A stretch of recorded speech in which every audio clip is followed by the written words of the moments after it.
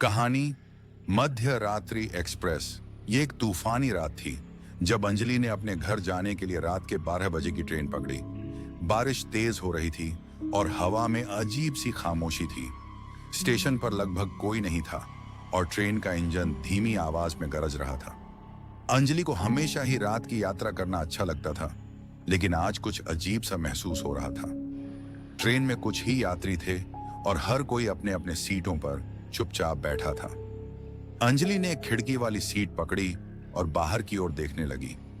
Train धीमे धीमे चल रही थी और अंधेरी रात में ट्रेन की आवाजें और तेज हो गईं।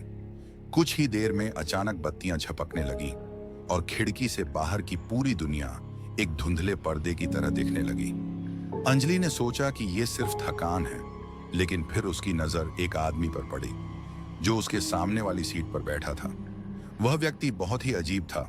उसकी आंखें स्थिर और खाली थीं, जैसे वह किसी खोई हुई दुनिया में हो। उसने धीरे से अपनी सीट से उठकर अंजलि से पूछा, क्या तुम यहाँ पहली बार आ रही हो? अंजलि ने सिर हिलाकर कहा, हाँ। लेकिन कुछ ही देर में वह व्यक्ति फिर से उसी अजीब तरीके से मुस्कुराया और कहा, तुम जल्दी ही समझ पाओगी। अंजलि को अब कुछ असहज महसूस होने लगा। वह अपनी सीट पर बैठी रही, लेकिन अब उसकी नजरें इधर उधर घूमने लगी। ट्रेन की गति तेज हो गई और अंजलि को लगा कि ट्रेन अब पहले से कहीं अलग रास्ते पर जा रही है। खिड़की से बाहर देखा तो उसे कुछ भी दिखाई नहीं दे रहा था, सिर्फ घना अंधकार था। अचानक ट्रेन एक तेज झटका खाती है और रुक जाती है। अंजलि के हाथ में बेतहाशा पसीना था। जैसे ही वह खड़ी हुई, उसे एक और डरावना दृश्य दिखाई दिया। ट्रेन के गलियारे में एक औरत खड़ी थी जिसका चेहरा पूरी तरह से पीला और बेजान था। उसकी आंखों में भय और बेचैनी थी। उसने अंजलि से कहा, यह ट्रेन हमें कहीं नहीं ले जाएगी। हम हमेशा के लिए यहाँ फंसे हैं। अंजलि का दिल डर से बाहर कूदने को तैयार था। वह वापस अपनी सीट की ओर दौड़ी, लेकिन अब ट्रेन की बत्तियां पूरी तरह से बुझ चुकी थीं। अंधेरे में सिर्फ कुछ हल्की सी आवाजें आ रही थीं, जैसे कोई ट्रेन की दीवारों में घुसकर फुसफुसा रहा हो। तुम सब यहाँ क्यों हो? अंजलि ने डरते हुए पूछा।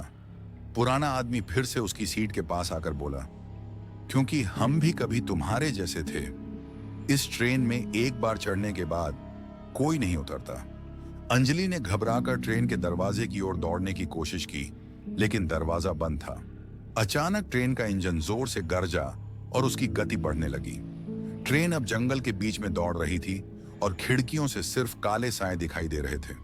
अब अंजलि समझ चुकी थी कि यह कोई सामान्य ट्रेन नहीं है। यह मध्य रात्रि एक्सप्रेस थी जो हर यात्री को अपनी बंदी बना लेती है। किसी ने इसे चढ़ने से पहले ही सच्चाई नहीं जानी थी। अब अंजलि भी उनके जैसे ही थी, जो इस ट्रेन की सवारी का कोई अंत नहीं देख पाए थे। अंजलि के मन में एक भयावह ख्याल आया, क्या वह भी कभी नहीं लौट पाएगी? क्या वह भी हमेशा के लिए इस ट्रेन का हिस्सा बन जाएगी? ट्रेन तेजी से दौड़ती जा रही थी और अंजलि की चीख अब सिर्फ खामोश अंधेरे में खो गई थी। और फिर ट्रेन का इंजन एक आखिरी बार गुर्जा और ट्रेन रुक गई। अब न तो कोई यात्री था और न ही कोई आवाज, सिर्फ अंधेरा था और मध्य रात्रि एक्सप्रेस फिर से उसी खामोशी में खो गई थी, जैसे कि उसने कभी कोई यात्री देखा ही न हो।